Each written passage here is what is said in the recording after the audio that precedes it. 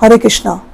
मैं स्वागत करती हूँ आप सभी का आपके अपने YouTube चैनल साधना प्रीति देवी दासी में, और मैं हूँ आपकी दासी साधना प्रीति। शिकारी बोला, मेरे प्रिय संत जी, मैं मरगारी हूँ। मैं मरगारी हूँ, और मरगारी का मतलब होता है जानवरों का शत्रु। मेरे पिता ने मुझे उन्हें अधमरा करना सिखाया है। उससे पहले उनके पिता ने उन्हें ऐसा करना सिखाया था। मेरा पूरा परिवार सदैव इसी प्रकार जीवन यापन करता हुआ आया है। यानी वो ये कहना चाह रहा है कि हमारा तो पेशा ही है, जानवरों को अधमरा करके छोड़ना, शिकार करना, ये सब तो हमारा पेशा है। और मैं मरगारी हूँ, और ये सारा कार्य मुझे मेरे पापा ने सिखाया है, मेरे पिताजी ने सिखाया है, और उनको उनके पिताजी ने सिखाया था। तो ये पीढ़ी दर पीढ़ी ये कार्य, जानवरों को मारने का कार्य, अधमरा करने का कार्य ये चला आ रहा है। अब आगे वो कहते हैं, शिकार के मेरा पूरा परिवार सदैव इसी प्रकार जीवन यापन करता आया है। शिकार के मजे का एक हिस्सा है मरते हुए जानवरों को भयानक दर्द से छटपटाते हुए देखना। उसने इतनी शिकारी बनने इतनी गिरी हुई बात बोली कि ये शिकार का हिस्सा है कि मरते हुए जानवरों को भयानक दर्द से छटपटाते हुए देखना। तो ये कार्य करने में, अधमरा करने के छोड़ने में, मर तो वो रहे हैं जानवर, तो वो उनको अधमरा करके छोड़ने में मुझे एक अलग ही सुकून मिलता है, एक अलग ही मजा आता है, क्योंकि ये शिकार का हिस्सा है।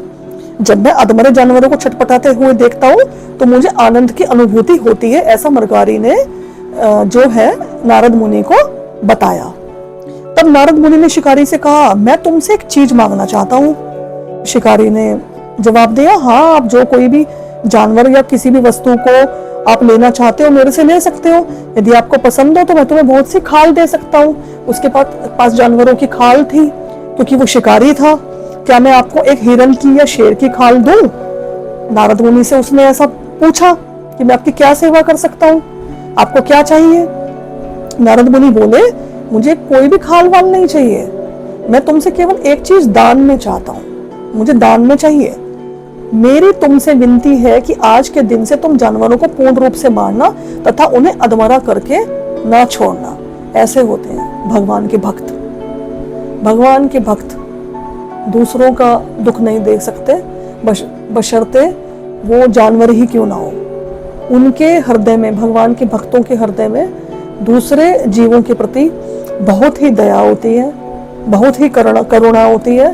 तो इसीलिए उस करुणा के कारण, उस दया के कारण, वास्तविकता तो ये है कि नारद मुनि को जो करुणा है उन जानवरों पे भी आ रही थी, और जो करुणा है वो मरगारी पे भी आ रही थी। वो आगे इस स्टोरी पे में बताया जाएगा कि वो जो नारद मुनि को करुणा वो जानवरों के ऊपर भी आ रही थी और मरगारी के ऊपर भी आ रही थी, ऐसा था। तो वो बड़े दुखी हुए ये सब देख के। तो उन्होंने कहा कि बस मेरी तुमसे ये रिक्वेस्ट है कि आगे से जानवरों को तुम अधमरा करके मत छोड़ना, और तुम अगर जानवरों का वध कर रहे हो तो उनको पूर्ण रूप से मारना। ये मेरी तुमसे रिक्वेस्ट है। भगवान श्री कृष्ण के भक्तों की कोई भी स्वार्थपूर्ण इच्छाएं नहीं होती, ये भौतिक वस्तुओं द्वारा प्रलोभित नहीं होते। उनका एक ही उद्देश्य होता है, पूरे विश्व में श्री कृष्ण के बारे में प्रचार करना। भगवान श्री कृष्ण के भक्त भक्ति का प्रचार करने में लगे रहते हैं। वो चाहते हैं कि जिस आनंद की अनुभूति हमें हो रही है, इसी प्रकार से उसी आनंद की अनुभूति दूसरे जीवों को भी हो। शिकारी ने पूछा, आप इस तरह क्यों बोल रहे हो? अगर जानवर अधमरे पड़े हैं तो इसमें गलती क्या है? क्या आप कृपया मुझे ये समझाएंगे? नारद मुनि ने कहा, अगर तुम जानवरों को अधमरा करके छोड़ते हो तो उन्हें जानबूझकर कष्ट दे रहे हो, इसलिए तुमको इसके बदले में वैसा ही फल भोगना पड़ेगा।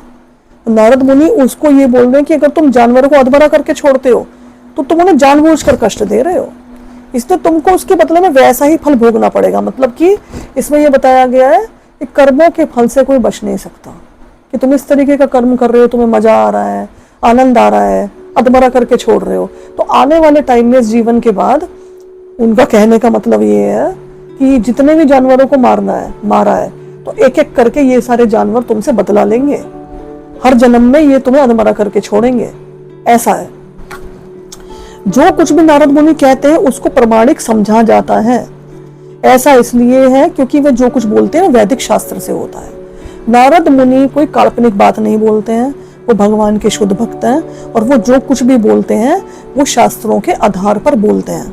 वे समस्त वेदों को जानते हैं, वे जानते हैं कि वैदिक ज्ञान को व्यवहारिक रूप में कैसे प्रयोग में लाया जाए कि जिससे सब लोग सुखी हो सके।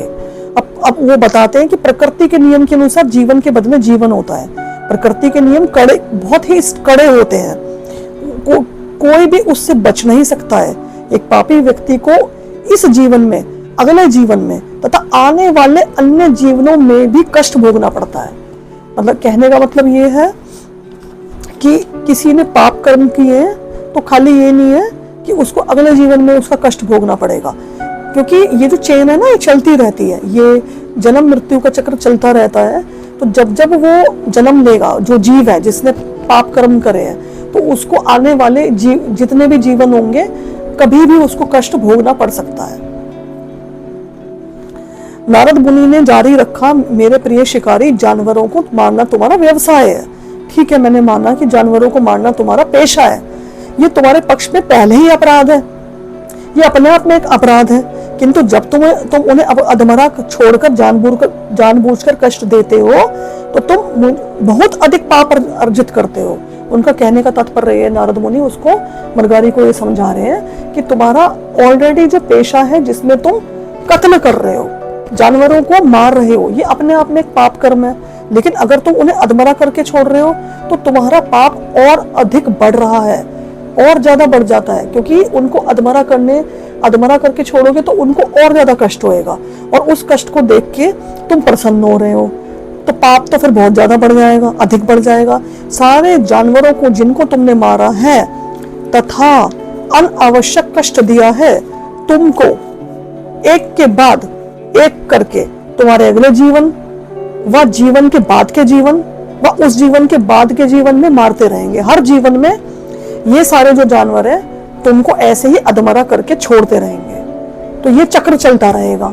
कहने का तात्पर्य ये है कि तुम्हें इस तरीके का अगला जीवन मिलेगा कि ये जो जानवर है हो सकता है बाद में मनुष्य बन जाए और फिर वो तुमको अधमरा करके छोड़ देंगे, एक हर जीवन में।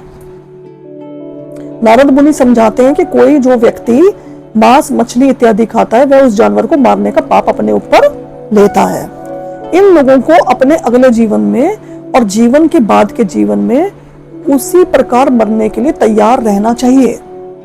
जो जानवरों को कसाई खाने में मार रहे हैं, मांस खरीद रहे हैं, नॉनवेज खा रहे हैं, तो इन लोगों को अपने अगले जीवन में और जीवन के बाद के जीवन में और उसके बाद के जीवन में उसी प्रकार मरने के लिए तैयार रहना चाहिए।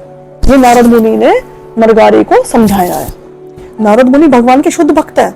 उनका एकमात्र उद्देश्य शिकारी को इस घोर पाप में जीवन से बचाने का था। देखो कितने करुणा में है नारद मुनि, उनको उन जानवरों पे तो करुणा आ ही रही है, लेकिन वो साथ ही साथ मरगारी को भी प्रोटेक्ट कर रहे हैं, वो मरगारी की भी रक्षा कर रहे हैं।